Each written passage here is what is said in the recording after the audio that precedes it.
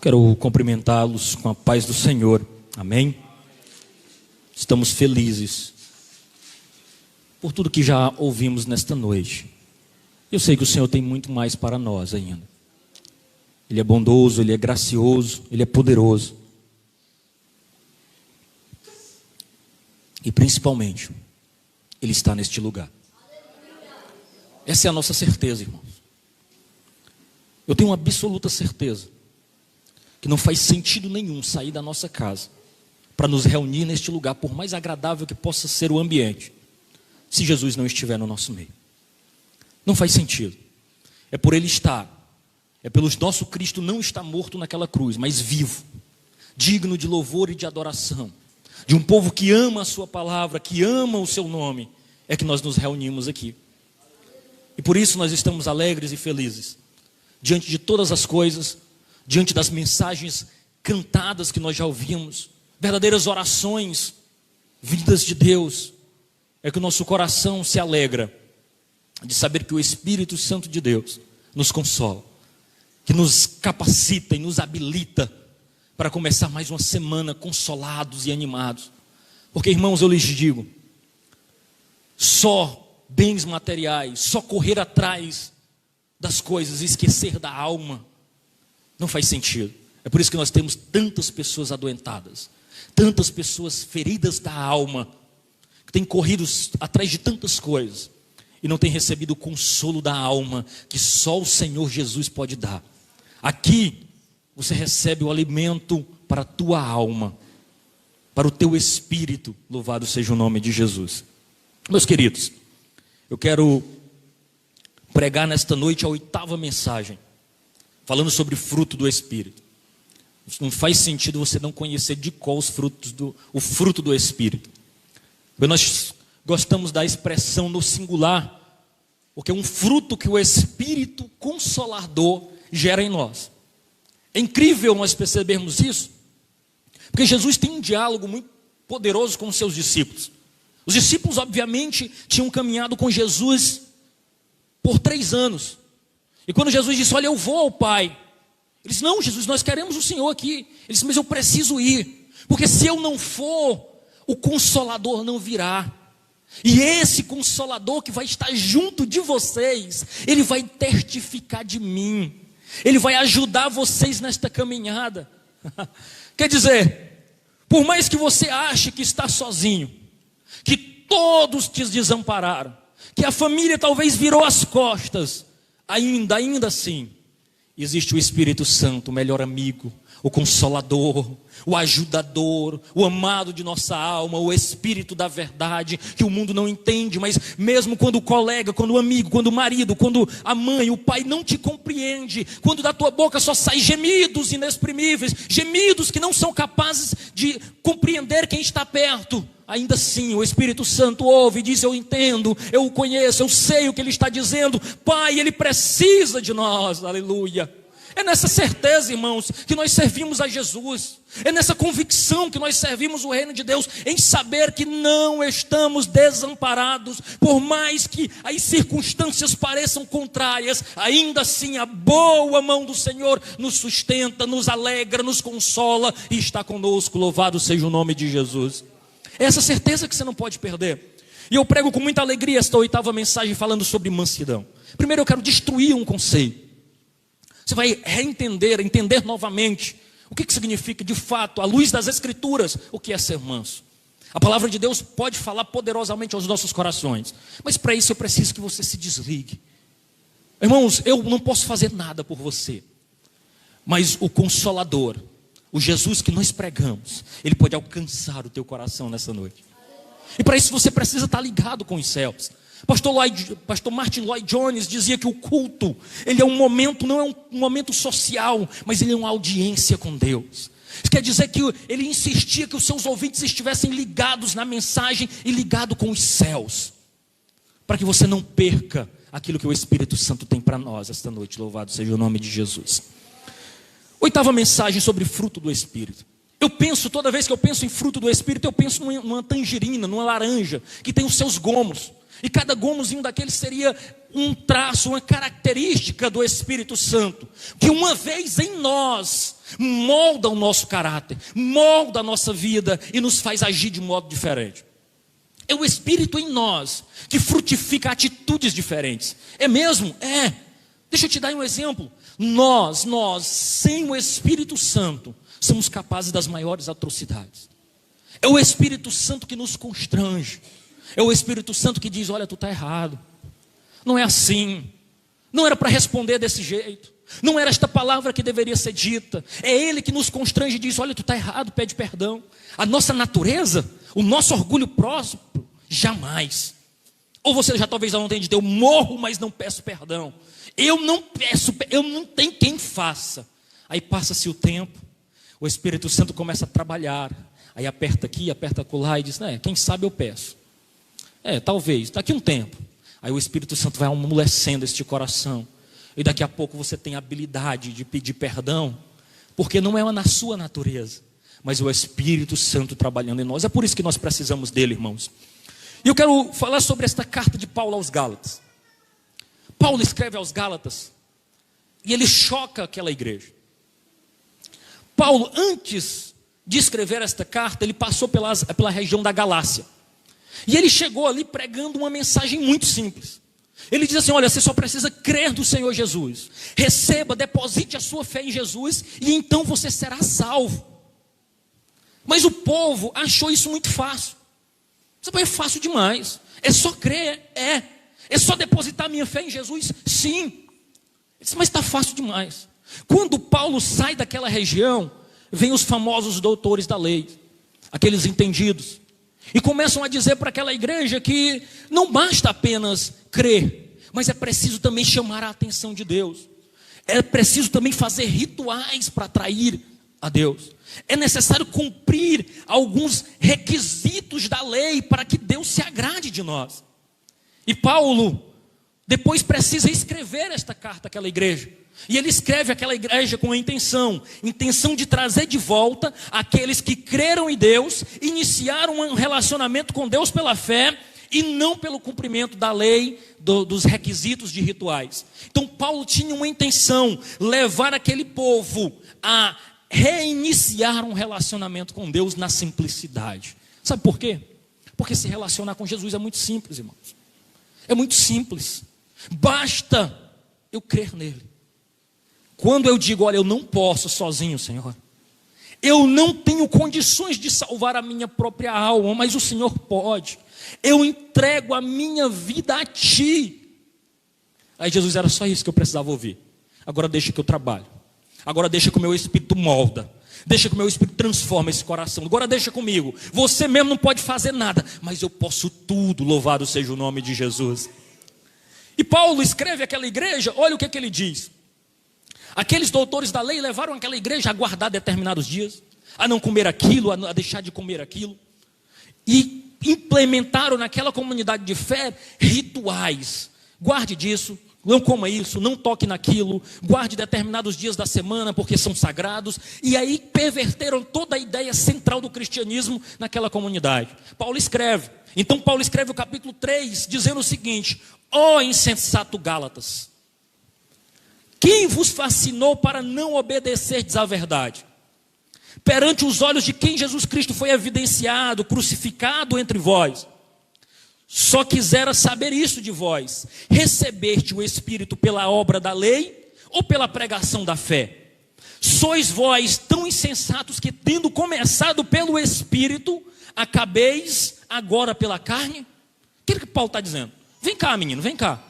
Quer dizer que vocês creram pela fé, mas agora estão com essa balela de atrair a graça de Deus, fazendo requisitos humanos. Você quer caminhar com Jesus pelo esforço humano, é isso? Paulo estava chamando a atenção daquela igreja. E esta palavra, irmão, serve para mim e para você. Que muitas vezes queremos ter crédito com Jesus, queremos ter crédito com Deus pelo esforço humano. É como se nós disséssemos assim: temos uma religiosidade assim oca, insensata, infrutífera, que não vai levar a lugar nenhum. Quando eu quero caminhar com Jesus baseado apenas no meu esforço.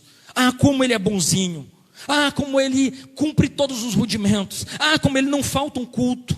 Como ele está presente em tudo. Eu tenho crédito. Deus tem que me abençoar. É basicamente como nós disséssemos: eu nem preciso de Jesus, eu sou tão gente boa, mas tão legal, tão crente, que eu não preciso do sacrifício de Jesus.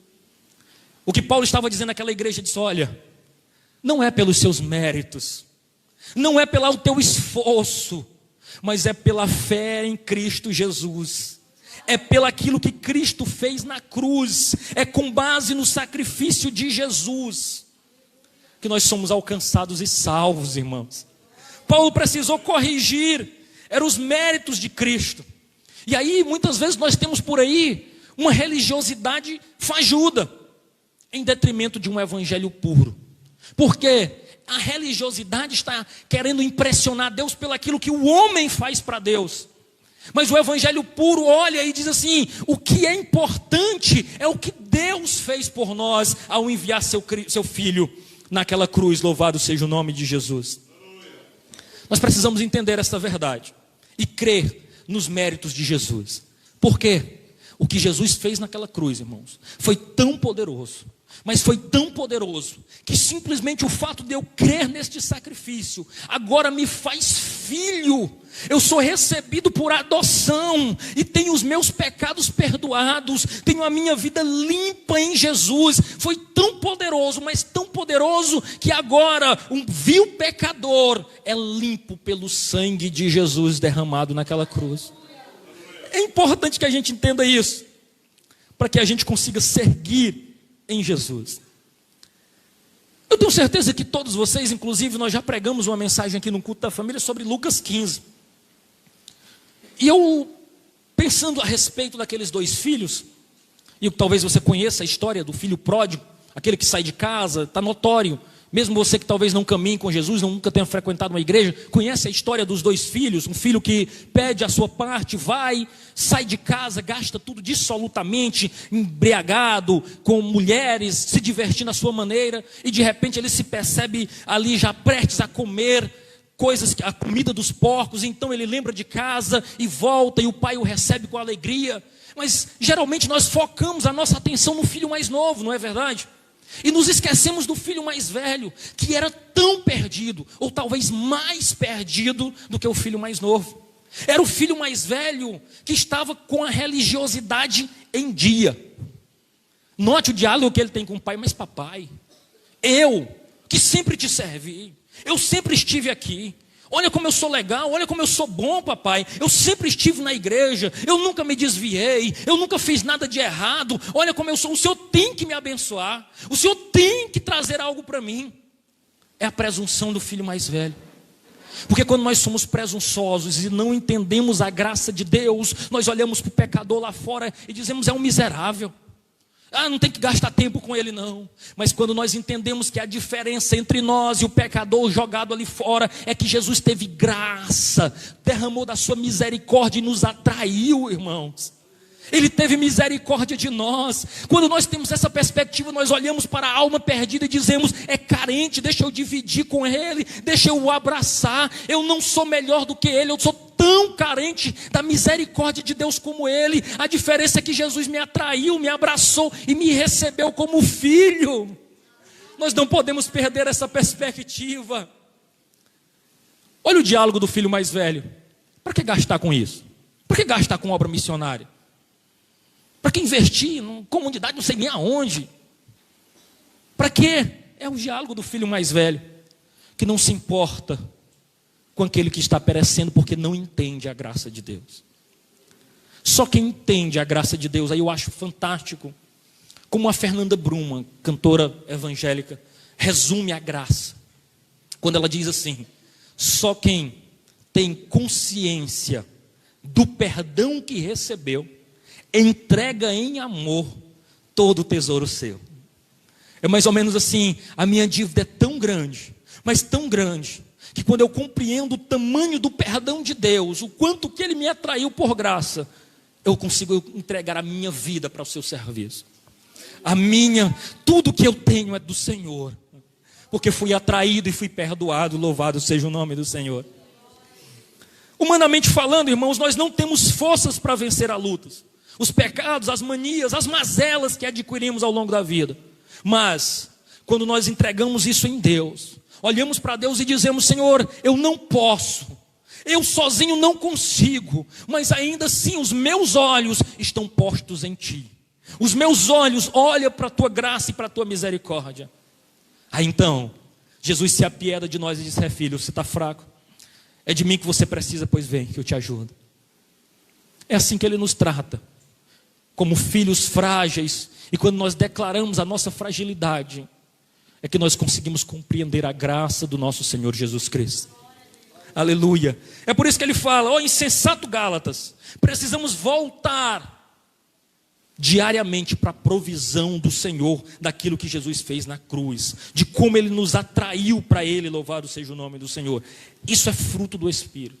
Não tem como eu falar sobre fruto do Espírito se você não compreender que nós somos dependentes do Espírito Santo de Deus, que nós dependemos do nosso Senhor, que é Ele em nós frutificando, que nos dá força para vencer a nossa caminhada cristã. E às vezes, irmãos, na nossa caminhada cristã, nós cometemos vários deslizes. Moisés, escrevendo o livro de Êxodo, ele fala de um dos grandes e maiores mandamentos da Bíblia, que é um mandamento de dizer assim: não terás outros deuses diante de mim. Aí você para e pensa: mas eu não tenho isso, eu não adoro nada disso, eu não me rendo a nada, eu não olho para imagens, eu não tenho problema com isso. E aí você se esquece achando que talvez idolatrar seja apenas se prostrar diante de uma imagem, quando na verdade muitos têm cultivado os seus próprios ídolos, ídolos do coração,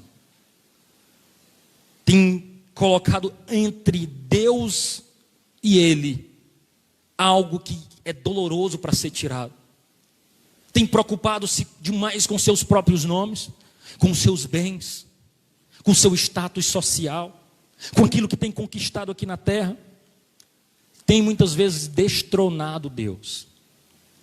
Eu há muito tempo assisti uma peça que eu achei fantástica. Ela é produzida por um canal americano, e ele usa um exemplo muito simples, mas muito inteligível.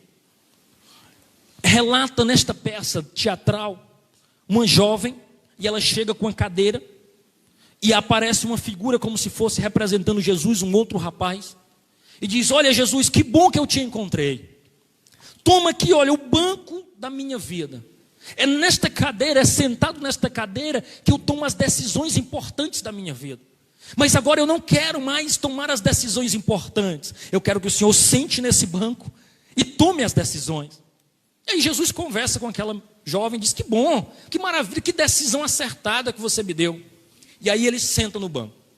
E aí ilustrativamente chega uma amiga e diz: olha menina, vamos sair, vamos ao shopping, vamos sair, vamos comprar coisas. Aí a jovem pega e diz: não, mas você não disse que o seu marido disse que você estava passando por apertos financeiros, que não podia comprar? Ah, mas eu invento qualquer coisa para ele, vamos. Aí ela escuta uma voz dizendo assim: não. Aí imediatamente ela dá uma batida em Jesus e tira ele do banco e toma as suas decisões sozinhos. É ilustrativo, mas parece muito com a gente, porque nós estamos com Jesus no nosso banco da nossa vida, enquanto Ele está dizendo sim. Mas na hora que Ele diz não, aí você acha um jeito. Você vai na Escritura, anda Gênesis e Apocalipse tentando buscar uma brecha para encaixar o seu pecado de estimação, os ídolos do seu coração, tentando buscar uma forma de dizer assim: mas não é bem assim. Não é a boca de muito crente: mas não precisa disso tudo não, mas também não é desse jeito não, está sendo rigoroso demais. E aí tenta negociar aquele espaço que é o banco de decisões que deveria estar sentado o nosso Senhor. Porque eu digo uma coisa para você, como coloquei no grupo: existe um banco de decisões na sua vida, ou você está sentado nele, ou Jesus está sentado nele. Não tem meio termo, não tem meio termo neste processo. E aí mansidão é exatamente falando sobre isso. É esse conceito que eu quero trazer para você. É quando nós entendemos que mansidão não está ligado a alguém calmo e tranquilo apenas, mas mansidão está ligado a alguém que é totalmente dependente do Senhor.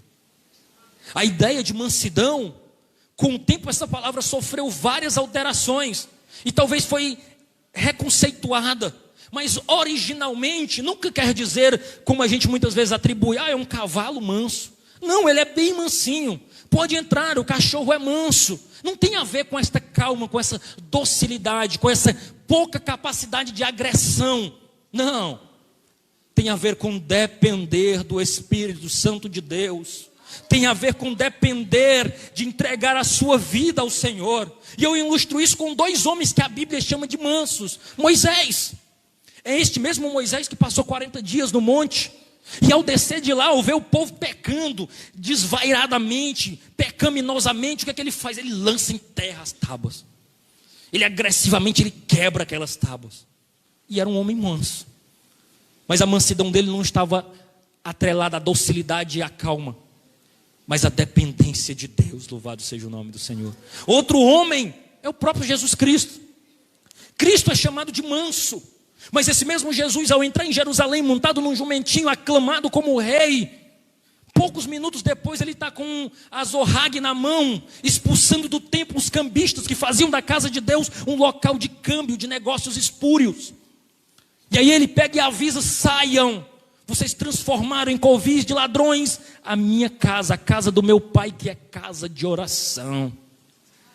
Este homem não era manso e calmo apenas.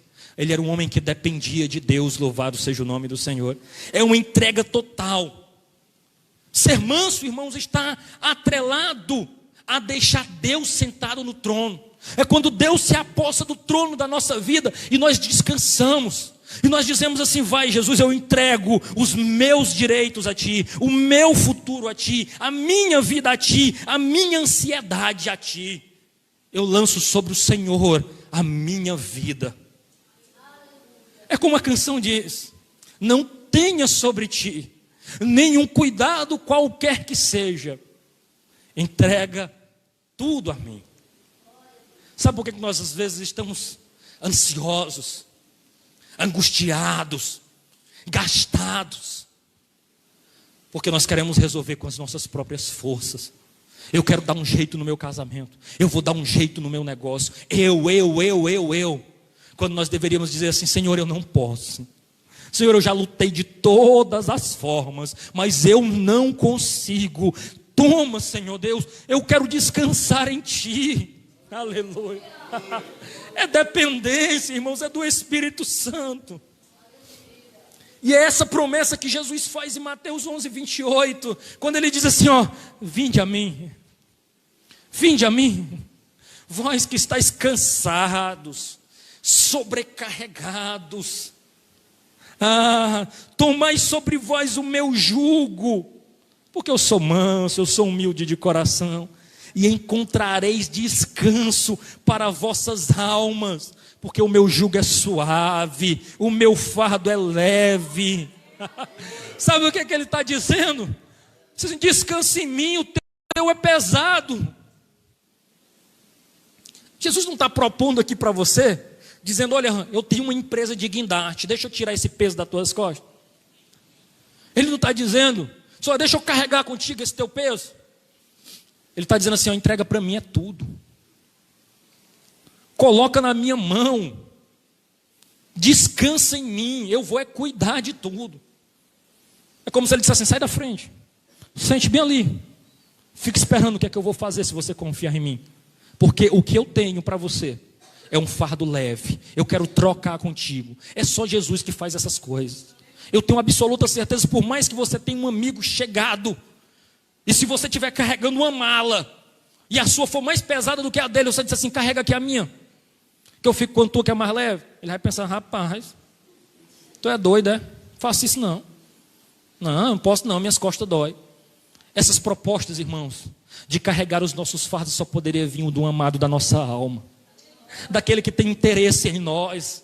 É uma troca desproporcional quando ele diz assim: dá o mais pesado para mim, fica com o mais leve, porque o meu fardo é leve. E assim você vai poder descansar a tua alma. Irmão, como nós temos alma cansada. Muita gente caminhando atarefada, fadigada, porque não tem confiado no Senhor. Eu sei, irmãos, que perder o controle às vezes é difícil para nós. Às vezes nós entregamos já puxando de volta. Para nós, às vezes, é difícil abrir mão de nós mesmos. Você já teve andando no banco do passageiro quando o motorista não é muito bom e você sabe dirigir? Dá uma vontade de tomar, não dá? Você olha assim e diz: rapaz, encosta bem ali, que eu pego a direção.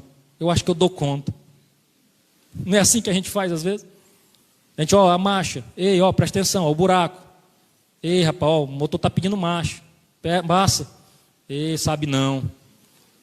E assim a gente vai atusigando o juízo do cabo que está do lado. Porque é ruim, né? A gente saber fazer uma coisa e achar que faz melhor do que outro e ficar nessa dependência. Mas com Jesus é diferente. Porque você não sabe mais que Ele. Ele já conhece o final da história e você não conhece. Ele conhece a estrada, você não. Existe uma ilustração, eu já contei aqui. Diz que num avião, o avião começa a passar por turbulência. E tem uma criança desenhando despreocupadamente.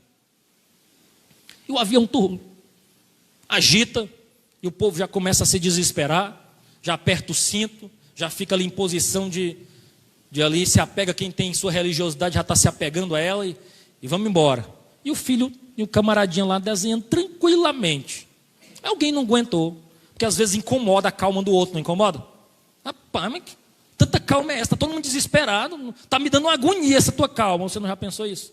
Rapaz, tu é calmo demais, se fosse eu já tinha voado, se fosse eu já tinha respondido.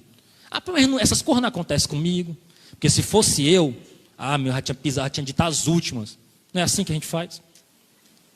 Mas às vezes nós precisamos guardar a nossa espada. Eu lembro de um amigo dizer para mim, e olha que eu já fui bem mais bravo. E aí quando eu me agitava, esse amigo batia no meu ombro e dizia assim: guarda a tua espada, Pedro.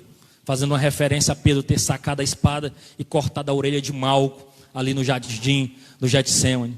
Aí eu apego e seguro a espadazinha aqui e digo: tá bom, eu vou guardar a minha espada. Porque nós que somos assim sanguíneo, com temperamento forte, a gente quer dizer na lata, né? Às vezes a gente até se orgulha de dizer: eu não levo desaforo para casa. Crente, irmão. Mas mansidão é depender de Deus, é entregar os seus direitos a Deus. E o fato é que aquela criança estava calminha. E alguém se incomodou, desafivelou o seu cinto e foi lá bater no ombro dela. Mas por que tanta calma? Porque eu estou incomodado com tanta calma. O avião está balançando. Ele disse: fique tranquilo. Eu conheço o piloto. É o meu pai. Quando a gente conhece quem está dirigindo, meu irmão, a nossa vida, fica fácil passar pelas turbulações, porque sabe que vai sair do outro lado, meu irmão. Jure, canta lá, Manás. Você sabe quem é o piloto. Você pode sentar numa canoa rumo a uma correnteza sem remo e pode cruzar as pernas e fechar os olhos, porque está sendo conduzido por Jesus, aleluia. É Ele que está conduzindo a nossa vida.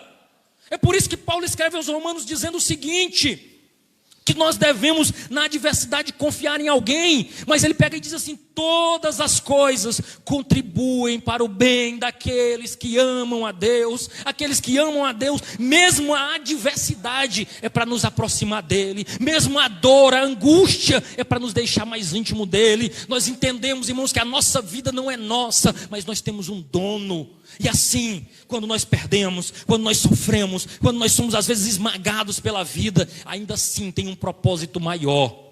É Deus moldando a nossa vida. E viver sobre essa esperança não nos deixa desesperançosos.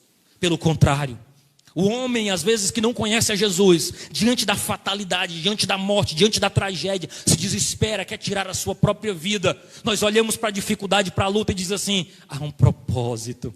Há um Deus soberano cuidando de todas as coisas. Há um Deus que cuida de tudo, louvado seja o nome do Senhor. De modo, irmãos, que nós não precisamos mais nos angustiar, fazendo essas perguntas assim, ó: será que eu vou conseguir um emprego? Ai meu Deus. Eita, será as contas estão chegando, será que vai dar conta para cobrir esse mês? E quando meus filhos saírem de casa, como é que eu vou ficar? Sozinho, abandonado? Ixi, eu estou ficando velho, ainda não casei. E agora, Jesus? Me acorde. O que vai ser de mim? E na minha velhice, quem vai cuidar de mim? Aquele que confia em Jesus já não tem mais essa preocupação, irmão. Porque sabe que Jesus está cuidando de tudo. Que no tempo certo, Ele vai fazer acontecer à sua maneira. Do jeito que só Ele sabe fazer. Nós não podemos destronar. Quando nós estamos ansiosos, nós estamos tirando Jesus do trono e sentando nós mesmos. E aí quando nós sentamos, quando nós tomamos as nossas próprias decisões, geralmente termina em tragédia. Aí você deve estar me escutando e dizendo: quer dizer que eu não posso fazer plano nenhum, é só confiar em Jesus? Isso não é meio irresponsável? Não. A palavra do Senhor não ensina isso. Ela ensina em Provérbios 16:1 que do homem são as preparações do coração, mas do Senhor a resposta certa. Significa dizer, sabe o quê? Que eu posso fazer planos, mas a resposta certa ela vem do Senhor. Muitas vezes nós podemos construir ideias, planos, mas devemos submeter isso à aprovação de Deus. Senhor, é teu plano. Senhor, meu desejo é esse. Eu quero fazer isso. E o Senhor, é o que o Senhor deseja para a minha vida? Se for, Senhor Deus, abre uma porta, faz acontecer. Porque se nós também não construirmos planos, às vezes nós somos tentados a pegar atalhos, a receber propostas indecorosas do inimigo e aceitar. De uma formação fácil, de um emprego fácil, de um enriquecimento ilícito. Mas quando nós estamos com nossos planos submetidos ao Senhor, nós descansamos nele. E às vezes vem uma proposta tão boa, tão maravilhosa, mas aí nós entendemos e dizemos assim: não, isso aí não é do meu Senhor não. Porque se fosse do meu Senhor, eu saberia. Porque o meu Senhor, Ele tem o melhor para mim. Isso aí é um laço. Eu não quero essa proposta aí não. É só quem tem a vida dependendo do Senhor é que pode tomar essas decisões. Nós não podemos transformar o Senhor em apenas um sócio de segundo escalão, que nós tomamos todas as decisões e por último é que nós vamos consultá-lo. Que nós fazemos tudo, aí quando quebramos a cara é que nós já lançamos sobre ele a responsabilidade. Nós não podemos, como vida cristã, deixar Deus de lado dos nossos projetos. É disso que ele cobra o salmista. Eu achei fascinante essa leitura. Salmo 50, 21. Olha o que o Senhor diz para aquele que age dessa maneira: estas coisas tem feito e eu me calei. O camarada deixou Deus de lado, fez e aconteceu. Aí ele pega e diz assim: pensavas que eu era como tu. A expressão talvez que você conheça é assim, é como se Deus estivesse assim: você pensava que eu sou teu parceiro. Ninguém ouviu isso da mãe não? Assim, eu não sou teu parceiro não, menino. Aí Deus está reclamando aqui: mas eu te arguirei e as porei em ordem diante dos teus olhos. Deus está dizendo para o salmista, através do salmista, o seguinte: você fez planos, você construiu o seu método de vida, você me deixou de lado. Eu me calei e você pensava que eu era teu sócio, que eu era teu parceiro, mas eu não sou não. Eu vou te cobrar, eu vou te arguir, eu vou mostrar diante dos teus olhos que o melhor planejamento de vida é debaixo da potente mão de Deus. Louvado seja o nome de Jesus. Diante do nosso Deus, nós podemos ter 3 respostas. O sim. Tá bom, meu filho. O teu plano, o teu projeto está aliado com a minha vontade. Podemos receber o não. Não, filho. Aí não adianta querer derrubar Jesus do trono, não. É se consolar e dizer: tá bom, Senhor, eu confio em Ti. Eu confiarei. Não tem uma canção que diz assim: confiarei. Mas às vezes talvez o mais doloroso é quando Jesus diz assim: espere. Ah, irmãos, entre a promessa e a concretização da promessa, você sabia que é onde nós fazemos as maiores bobagens? É quando a gente quer dar um jeitinho, diz: rapaz, Deus está demorando, deixa eu dar uma ajudada aqui a Ele. Foi assim que Sara fez Abraão ter seu primeiro filho. Rapaz, tem uma promessa aí, mas está demorando. Acho que Deus não está sabendo como é que faz não. Deixa eu dar um jeito aqui. E aí entrega uma concubina para ele. Às vezes, irmãos, é quando nós queremos ajudar Deus e não esperamos, que muitas vezes nós nos arrebentamos. É por isso que o apóstolo Pedro fala em Pedro 5:7, dizendo o seguinte: lance sobre ele toda a vossa ansiedade, e ele tem cuidado de vós. Ser manso, irmãos, é confiar no Senhor. E isso não vem de nós, é fruto do Espírito dele em nós. É fruto do seu Espírito Santo, é mansidão. É quando nós trabalhamos duro, mas deixamos os resultados com o Senhor. O Salmo 37 nos ajuda a compreender isso, quando o salmista diz assim, não fique indignado por causa dos malfeitores, nem tenha inveja dos que praticam a iniquidade, porque cedo serão ceifados como a erva, e murcharão como a verdura. Confia no Senhor e faz o bem, habitarás na terra e verdadeiramente serás alimentado. Deleita-te também no Senhor, e Ele satisfará os desejos do teu coração.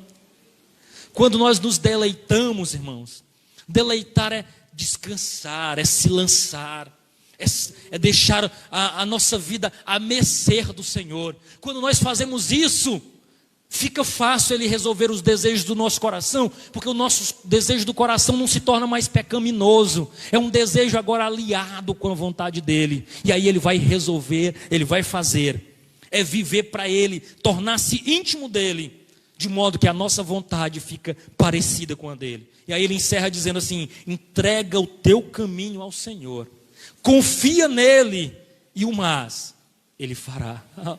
Que confiança maravilhosa, irmãos. Entregar é como eu ilustrei, é estar numa canoa descendo cachoeira abaixo, descendo correnteza abaixo, sem os remos, e estar tranquilo sabendo que a direção certa está sendo conduzida pelo Senhor. Eu quero concluir essa mensagem dizendo o seguinte: nós não somos videira, nós somos ramos. Jesus em João 15 ele declara, eu sou a videira verdadeira, vós os ramos. Nós estamos ligados nele. Nós só iremos produzir frutos se nós estivermos em Cristo. E em Cristo nós seremos capazes de produzir frutos uma vez que estivermos rendidos ao seu Espírito. Nossos rituais, a nossa própria justiça jamais poderá nos aproximar de Deus. Mas um espírito quebrantado, sim. É disso que Davi fala no Salmo 51, quando ele diz, Senhor, não retires de mim o teu Espírito. Davi sabia que poderia viver sem tudo na vida, mas sem a presença do Espírito Santo nada faz sentido, irmão. É uma vida vazia. Todos temos tronos de decisões, alguém está sentado nele. Se não for Deus, é você mesmo. Quarto, quando nossa vontade prevalece, de algum modo, nós somos idólatras, estamos alimentando ídolos do nosso próprio coração. A nossa própria vontade se torna um ídolo que nós nos rendemos e adoramos ele. Mansidão não está relacionada à docilidade, à brandura, mas sim a uma entrega total a Deus. É quando eu deixo Deus conduzir a minha vida, que Ele venha cuidar da minha vida, do meu futuro e até mesmo do meu passado. Você já viu Deus cuidar do passado? É quando Ele sara as feridas, é quando você já lembra sem dor. É aquilo que doía. Aí quando você entrega no Senhor, Ele passa o bálsamo do seu espírito. E aquilo que incomodava, a ferida aberta, agora cicatriza. E já não dói. Porque teve cura do espírito, cura da alma. Na adversidade nós temos que confiar em alguém, irmãos. Jesus disse, calma. Toma o meu jugo e aprende de mim que sou manso. Lance sobre o Senhor, faça o seu melhor e deixe os resultados com Deus. Ele já tem cuidado de vós. A promessa de Pedro é lance a sua ansiedade sobre o Senhor. E não diz assim, Ele vai cuidar. Diz assim, Ele já tem cuidado. Ele já está cuidando. Ele já está conduzindo todo o processo. Irmãos, essa convicção, irmãos, ela só vem com o Senhor. A minha expectativa nesta noite é uma só: que você saia daqui conhecendo um Deus soberano. E é preciso que você entenda uma coisa: diante de uma mensagem como essa pregada, é exigido, é requerido de vocês uma resposta. Eu quero convidar você a responder a Deus, e responder em oração. Quem sabe você tem conduzido a sua vida à sua própria maneira. Apesar de ter um cartão de membro já há muito tempo, já está ligado a uma igreja evangélica há muito tempo, ainda assim tem conduzido a sua vida à sua maneira, do seu próprio jeito. E eu quero te convidar a orar nesta noite, a curvar a sua cabeça, por gentileza. Nós vamos orar. Senhor, fale com Ele agora. Nós não queremos estar no trono, Senhor. Nós queremos entregar a condução da nossa vida a Ti, Senhor da glória. Nós queremos entregar os nossos direitos a Ti, Senhor. Nós queremos entregar a condução da nossa vida a Ti, meu Deus. Nós temos lutado sozinhos, Senhor. Nós temos lutado com as nossas próprias forças, meu Deus. Nós temos lutado à nossa própria maneira, Senhor. Mas agora nós entregamos a Ti, nós te pedimos perdão, porque temos agido desse jeito. Nós queremos depender de Ti, Senhor. Nós queremos compreender, Senhor Deus, pela Tua palavra, que é o Senhor que nos guia, que nos direciona. Senhor Deus, leva a Tua igreja a confiar em Ti, Senhor. Leva o Teu povo a depender de Ti. Ah, Espírito da verdade, nós queremos entender que Tu és soberano, que Tu és o dominador de todas as coisas, que Tu conduz tudo, Senhor Deus, para a glória do Teu nome. É a Tua igreja, Senhor Deus, reunida neste lugar,